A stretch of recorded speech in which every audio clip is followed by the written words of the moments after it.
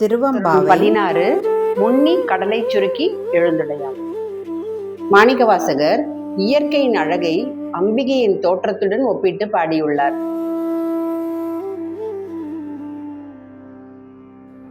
கடல் நீரை முழுவதுமாக சுருக்கி மேகங்கள் உறிஞ்சிக் கொள்கின்றன. அப்பொழுது இந்த மேகங்கள் கரிய நிறத்தை பெற்றுவிடுகின்றன. கருத்த மேகங்கள் அம்பிகையின் திருவுருவம் போல் மாறிவிட்டன. மழை பெய்யும் பொழுது வெட்டும் மின்னலானது அம்பிகையின் இடையை போன்று உள்ளது. அம்பிகையின் திருவடியில் அணிந்திருக்கக்கூடிய சிலம்பு ஒன்றோடு ஒன்று மோதும் போது கேட்கும் சத்தத்தை போல வானில் இடி முழக்கம் தோன்றுகிறது. வானவில்லானது அம்பிகையின் வளைந்த புருவங்களைப் போல் காட்சியளிக்கின்றன.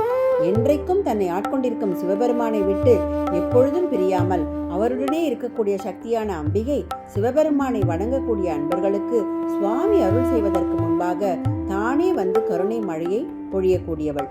இன்னொருளை சுரக்கும் அருட்பெரும் தெய்வமாக விளங்கும் அம்பிகையின் கருணையைப் போல் மழையே நீ பெய்ய வேண்டும் என்று தோழிகள் உரையாடுகிறார்கள்.